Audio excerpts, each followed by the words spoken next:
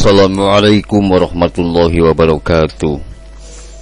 Mitra kaum dangu anu mulia, alhamdulillah urang tiasa petepang deui ku widi ti Allah Subhanahu wa taala. Kumaha sadayana dararama hatur nuhun.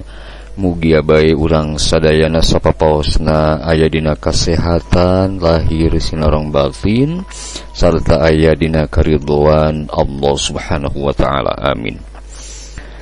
Mitra kaum dangu anu mulia, dina waktos ieu insyaallah bade neraskeun hiji hanca nu katunda anu judulna nyaeta Jawara Wanita Sakti Karembong Sakti, nyaeta Ambu Jumi bagian kedua wargi. Sumangga wargi anu mulia wilujeng ngadangukeun Jawara Wanita Sakti Ambu Jumi diropea kalawan taliten atanapi kalawan apik ku kersana Bapak Asep Dedi Soeharto salah sawios anu uninga pisan kana perkawis bela diri utamana di Tatar Pasundan Jawa Barat wargi. Wilujeng ngadangukeun.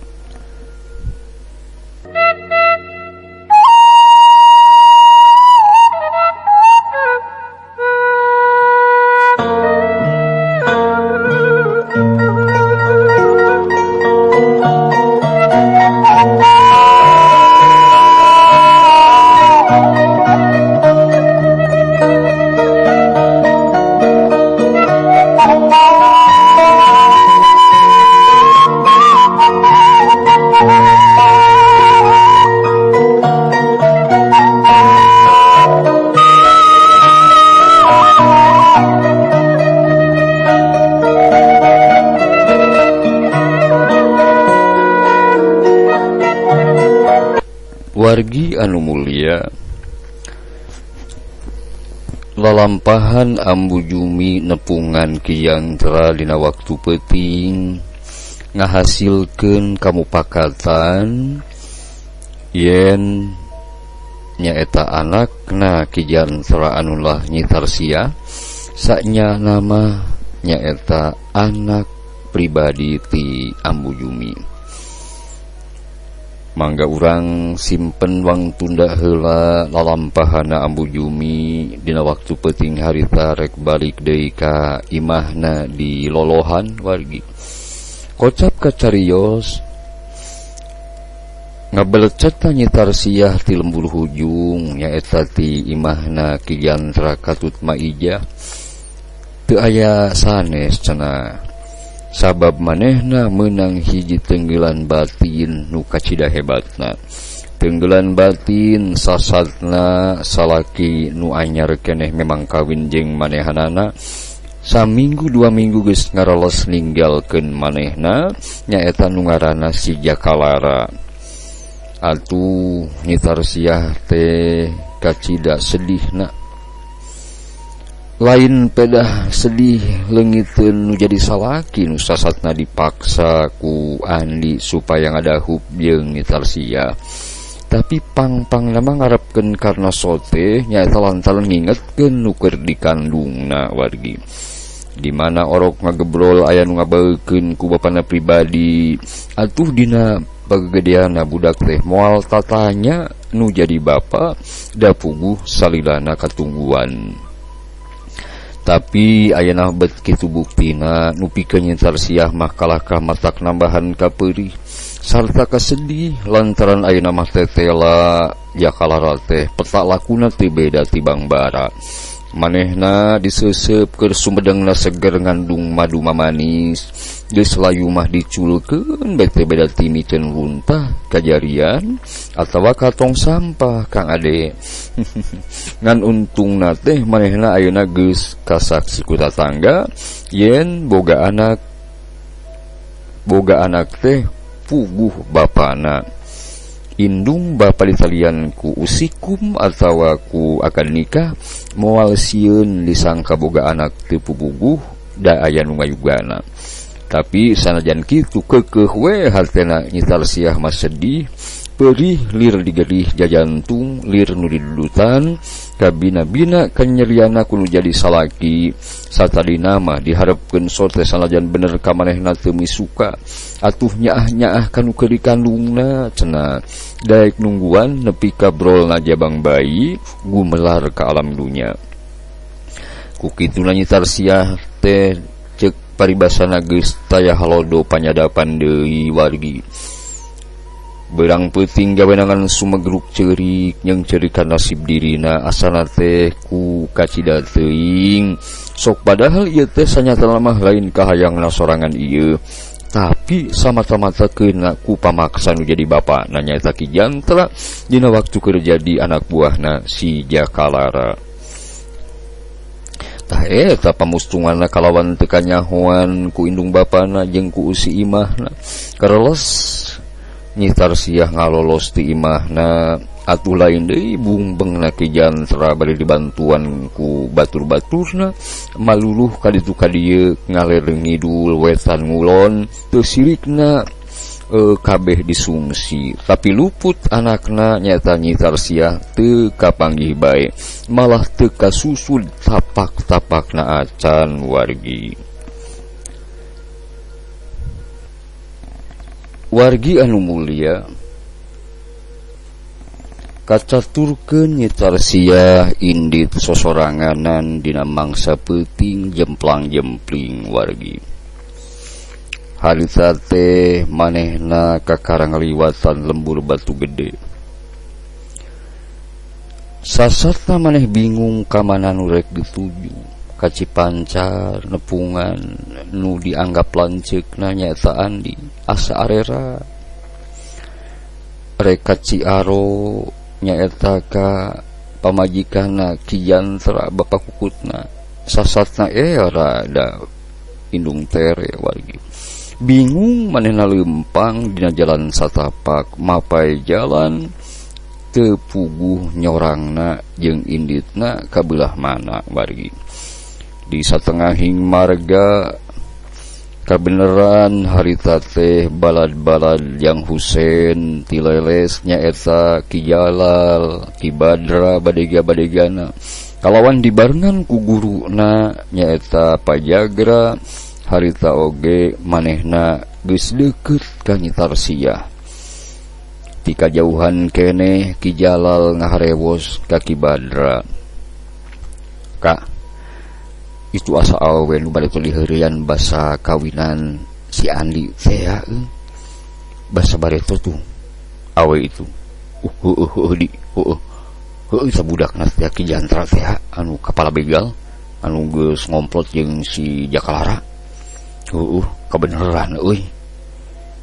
Anu saterusna mitra Ki Badra Ki Jalal Noel oge ka Jang Husein jeung ka Pajagra rangkeun yen eta awewe teh nu keur ngagedi bangun teu puguh tujuan nyaeta Nyi Tarsiah wanoja geulis teu leuhujung putra nama Ijah jeung Ki Jantra wargi. Atuh teu panjang pikir gajlong opatana ngagajlong ka hareupeun Nyi Tarsiah. Nyi Tarsiah sonajan awewe manehna ngabogaan kakesitan nu lain lumayan wargi. Margi henteu-henteu oge manehna teh dilatih ku bapana nu sasat jawara ti Ciaro nyaeta Ki Jantra wargi. Tapi ai kudu ngalawanan opat urang ieu mah utamana Jang Husein jeung Pajagra nyaeta guru tiluan nu aya di dinya. Manehna teh asa teh jauh ka meunang wargi. Margi Jang Husein nu ieu mah sanes Jang Husein nu bareto mah manehna ngan ukur guguru ka Ki Jalal jeung Ki Badra, tapi ayeuna mah geus katambahan guguru ka si Jakalara alias karna oge guguru khusus ka Pajagra di padepokanana wargi. Jadi henteu satanding. Harita luncat Ki Badra wargi. "Euy, Neng, tepang deui ya jeung Akang." Leuwas Leuwas pisan Tarsiah nempo jalma anu memang manehna masih kenal keneh nyata Ki Badar jeung Ki Jalal sasatna nu ngaganggu waktu harita lalajo wayang nalika Andi ngadahup jeung Nyi Euis. Anjeunnya rek naon anjeun? Hah? Cucungah nu pernah ngaganggu aing. Nyimas kitu cek Ki Jalal. Ulah loba talaku, ulah loba tingkah deuleu, ditingker sasatna ku 4 urang. Geus, ulah loba omong, ulah loba tingkah. Kitu wargi ketakna Ki Jalal ka Ki Badra. Harita Jang Husein ngan saukur ngarenyu wargi lantaran manehna mah teu pisan katarik ku Nyi Tarsiah, hatena masih meulit keneh ka kurutna atawa popotongana nyaeta Nyi Euis nu geus kawin ka Andi di Cipancar wargi. Mitra kaum dangu teu antaparah deui Ki Badra jeung Ki Jalal wargi sasat ngagernyang ka Nyi Tarsiah maksudna mah rek dikenyang meureun rek dibawa ka mana duka teuing. Harita satekah pola Nyi Tarsiah ngalawan manehna ngaluarkeun jurus-jurus andalanana sebut ngarajang ka Ki Badra katut Ki Jalal salah sahiji jurusna nyaeta Tenggelan Ciaro wargi. Iya harita keneh nyeblut Nyi Tarsiah ngagunakeun jurus Tenggelan Ciaro warisan tinu jadi bapana nyaeta Ki Jantra. Tapi kalawan gampangan pisan ku Ki Badra dielokeun atanapi ditangkis ku leungeunna nu kenca wargi. Kata harita keneh ge cerete bae leungeun Nyi Tarsiah ngajer teh lantaran kacida cenah eta leungeun teh kawas beusi, leungeun anu mapas gerakan Tenggelan Ciaro nu dibikeun ku Nyi Tarsiah wargi. Harita aya gorowok ti tukangeun anu keur galungan wargi. Nyata Ki Jagra atawa Pajagra. Bada Jalal mundur maneh. Keun ku aing salukeun. Harta keneh Pajagra sidakep cinukul tunggal wargi. Nyi, dia tanpa serangan ti bapa ya. Lamun maneh tetep keukeuh teu bisa diajak. Ya tanpa kapaksa. Harta keneh Pajagra masang kuda-kuda. Maksudna manehna ek nyerang tapi lain erek mateni ka Nyi Tarsiah tapi ngan saukur rek nalukeun Nyi Tarsiah supaya lumpuh. Serangana manehna pertengahan bae nyusun serangan sebrut ngasupkeun hiji jurusnya eta jurus Tanjung Pura. Iya tanyi. Cilek Nyi Tarsiah ngagilek mitra. Kolebat manehna nyangkiwar ka gigir. Tius maneh ngasupkeun jurus Orai Totog. Gus kena ditangkis ku Pajagra kalawan gampangeunakeur. Kolebat Nyi Tarsiah nyiapkeun deui kuda-kudana. Hiuk jurus Orai Gibug warisan ti Ki Jantar dihiukeun ka Pajagra. Pajagra kalawan gampangeun pisan manehna ngelok saeutik. Tis. Leungeun Nyi Tarsiah duanana ditakis tata kerepeng. Nyi Tarsiah ngerepeng celijeug ka tukang. Bru maneh labuh ku kakuatan atawa kasulungkeun ku kakuatan tangkisan ti Pajagra. Masing sakumaha bedasna ge pangawakan awewe na Cep Husein. Jang Husein teu ngomong-ngomong wargi. Sabab manehna mah asa teu pati panujueun kana kalakuan kitu teh. Sok sanajan Jang Husein oge lain kaasup jalma bener ieu, tapi teu panujueun teh sasat manehna engkena bakal balitungan jeung jawara-jawara di satukangeun Nyi Tarsiah anu deukeut ka Nyi Tarsiah di antarana Pak Mardaka, Pak Majid, atuh Andi si Haur Koneng Wijana. Manehna bingungeun lantaran manehna mah kaasup jalma nu calakan pinter mempertimbangkeun atawa pinuh tinimbangan mamala nu bakal karandapan ku manehna lamun eta wanoja di pahala wargi.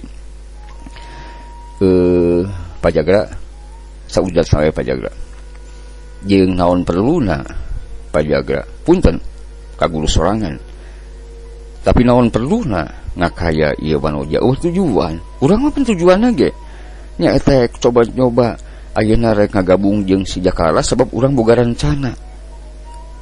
Cepusen sakedapnya dia malah urusan tiluan wae si Badra, Jalal jeung bapa lah. Harita keneh wargi kalayan teu paduli karena ucapan-ucapan Jang Husein anu sasatna aya nasehatna oge ka kolot-kolot harita anu memang secara umur eta nu tiluan teh boh Pajagra Ki Badra oke Ki Jalal aya jauh di saluhureun Jang Husein anu memang Jang Husein mah sababad jeung Jang Dana pagese sataunan bahkan jeung Andi mah rek sarua umurna wargi. Harita keneh manehna Pajagra siap ngayakeun serangan jeung ngalumpuhkeun ka Nyi Tarsiah wargi. Hiuk peureupna bangbaraan tapi lain maksud mateni ka Nyi Tarsiah cukup pikeun ngalumpuhkeun atawa ngalindekeun eta Wanoja. Hiuk peureupna ngahiuk poos lantaran Nyi Tarsiah masih bisa ngelok tapi suku Pajagra ngaheat hampir teu bisa katakis yang bisa dipastikan yen eta suku Pajagra teh bakal ngakeduk kana beuteungna Nyi Tarsiah wargi. Dina kaayaan nu kacida kritisna eta teh Nyi Tarsiah bati meremkeun panon wargi. Manehna sasat sumerah ka Allah Subhanahu wa taala sabab ngahiukna eta tunggelan atawa panajong ti Pajagra teh bener-bener kumanehna pasti yakin moal bisa katakis. Belesat teu katara ti tukang aya nu ngabelesat hiuk sak sak sak curah roh Pajagra mental sabara tumbak ka tukang cuk cuk cuk cuk kebru Pajagra ngagedebut wargi. Duka ti mana eta nu nyerang tapi dina kaayaan peuting teu bisa karampa bener-bener ngan kacili sakolebat eta anu nyerang teh make pakaian hideung kalawan lain lalaki sabab manehna langsung nyarita maraneh jalma-jalma anu teu ngabogaan akhlak, jalma-jalma nu mawa karep sorangan, hiji Wanoja teu ngabogaan naon kieu kumarane sasat rek ditandasa. Hah? Teu boga rarasaan maraneh teh, hah? Wargi anu mulia, tetela nilikana sorana mah eta teh nyata Ambu Jumi nu kabeneran harita rek balik kalolohan nya eta saentasna manehna ti hujung ti Kijantra wargi. Wargi, Pajagra sentak songor ka Ambu Jumi. Kuntilanak ti mana ya? Sama deh. Milu tulu campur karena urusan kaulah, ha? Kaulah ngan saukur nulungan ka hiji Wanoja nu katidresa. Ngan saukur nulungan kaulah karunya. Nah maneh teu boga karunya. Kawaruga Wanoja nu siga loba kabingung tempo. Memang katarana Nyi Tarsiah teh wargi sok sanajan memang aya nulungan nyata sasatna ku Ambu Jumi tapi siga teu kacili bunga marga lantaran lantaran kasedihatena jigana leuwih-leuwih ti kitu manehna geus prasra sumerah kumaha bae oge sasatna mah lantaran ngabogaan masalah nu kacida mata kajadikeun manehna mabur ti imahna Kijantra jeung Maijah nyaeta indung jeung bapa kukutna. Harita keneh Pajagra langsung nyiapkeun serangan ka Ambu Jumi. Kuntilanak, maneh ilu biung dina urusan kami. Tampanan ieu. Hiuk sebrut. Mitra kaum dangu Pajagra nyiapkeun deui jurusna nganturkeun hiji jurus anu memang jadi andalan jurus Tanjung Pura ngahiuk pisan bangbaraan tapi Ambu Jumi rikat pisan ngakilek manehna.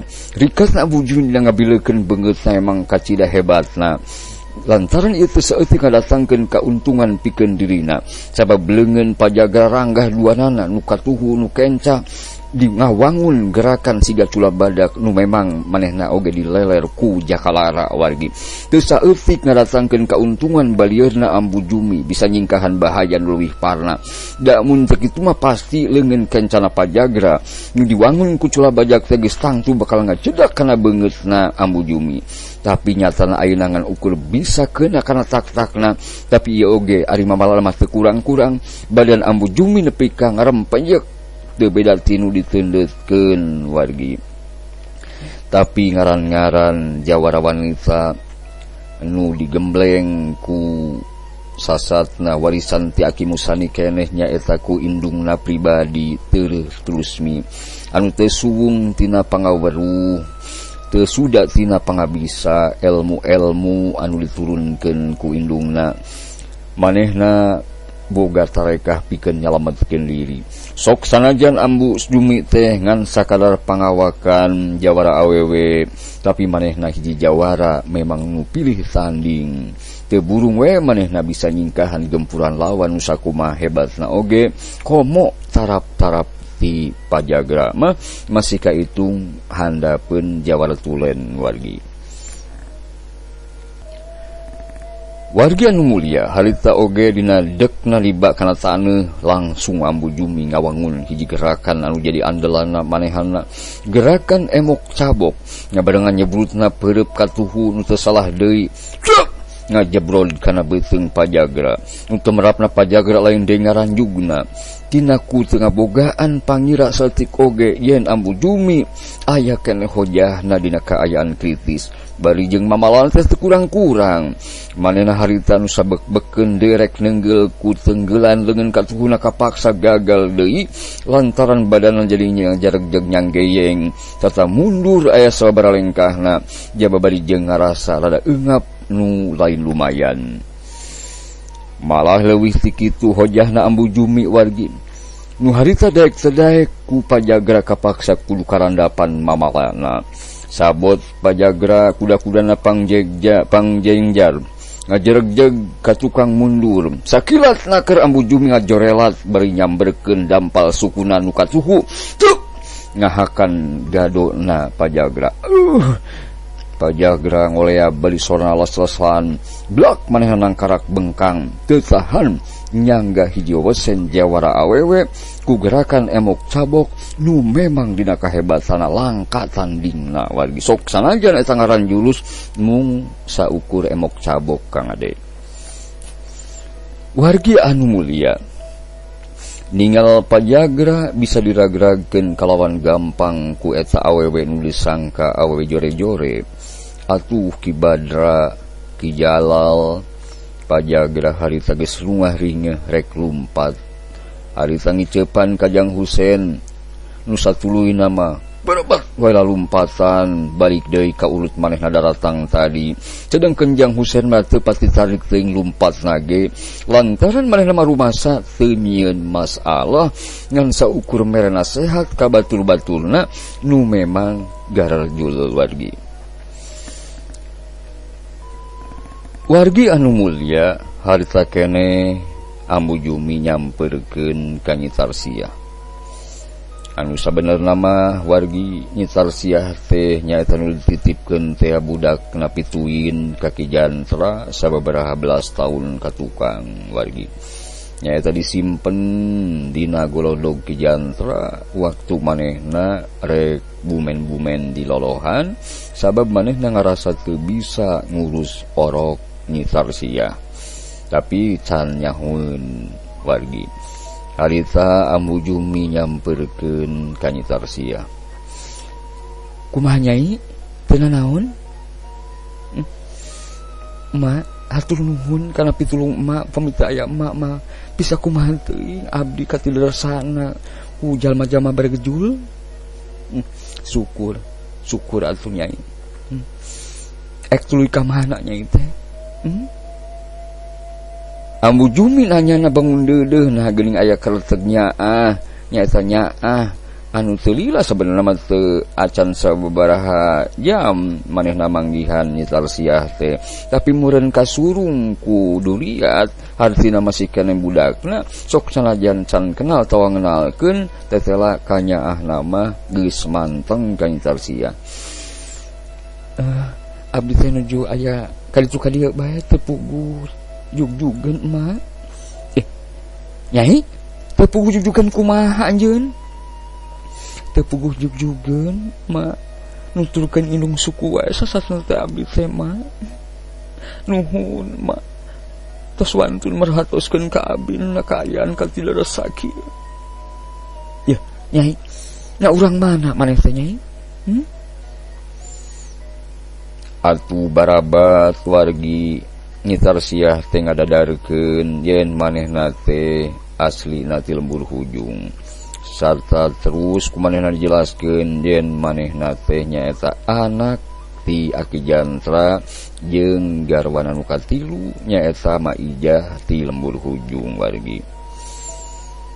Harita keneh wargi barang Ambu Jumi ngupingkeun sadaya kasauran Nyi Tarsiah, manehna geus ngabogaan kayakinan nu kandel yen eta nu dihareupeunna teh nyaeta Nyi Tarsiah teh anakna pituin anu sababaraha belas taun ka tukang dititipkeun sasatna sok sanajan digolerkeun dina golodog Ki Jantra anu memang anakna pribadi. Manehna gerentesna jero hatena, meureun ieu anak aing teh, meureun ieu, tapi kewang tanya heula nyai, ari Ki Jantra jeung Maijah indung bapa anjeun nu ti Lembur Hujung eta teh indung bapa pituin nyi. Mak ari nu ka kuping tetangga mak anu teu kantos disaurkeun ku abdi ka emak atawa ka abah yen abdi teh sabenerna mah cenah anak pamulung ti golodog aya nu nyimpen mak sabaraha belas taun kapengker kinten 18 taun kapengker mak. Atuh barang ngadenge jawaban Nyi Tarsiah nu sakitu matak jelasna wargi gabrug harita mah Kang Ade Ambu Jumi teh ngagabrug ka Nyi Tarsiah. Dadah teuing nyai anake nyai hampura mak. Mak aya naon kitu? Nyai sabenerna mah ya Allah nyai teh anak emak pituin nu dititipkeun ka Ki Jantra. Harita keneh oge Nyi Tarsiah melong ka Ambu Jumi. Bari nelek-nelek Ambu Jumi taterta mali salimbag cenah jeung manehna atuh gablug Nyi Tarsiah ngarangkul ka indung pituina. Ma paungku-ungku wargi eta Ambu Jumi jeung Nyi Tarsiah nyaeta indung jeung anak. Paungku-ungku nyacapkeun ka sono kasedih ceurik tapi ceurikna dina kabungahan wargi. Sasatna memang papanggih jeung anak pikeun Ambu Jumi. Oge Nyi Tarsiah sasatna ngabogaan indung pituin masih aya keneh di kieuna wargi. Anu satuluina sanggeus ngacapkeun rasa kasono wargi. Manehna duaan nyaeta Ambu Jumi katut Nyi Tarsiah neruskeun lalampahan maksudna hayu cenawang langsung bae ka imah emak di lolohan. Harita keneh manehna arindit aikeun Ambu Jumi panginten wangsul ka lolohan. Atuh Nyi Tarsiah nuturkeun ti pengker, nuturkeun indung pituina, bari manehna digenyang sasatna ku Ambu Jumi lantaran manehna masih kacida sonona. Teu kabayang panginten parawargi Kang Iim. Tos puluhan atau belasan tahun teu kantos papendak sareng nu jadi putrana nyaeta Nyi Tarsiah. Wargi anu mulia rupina sakitu heula dongeng bagian kedua Ambu Jumi pendekar wanita sakti si Karembong Sakti. Assalamualaikum warahmatullahi wabarakatuh.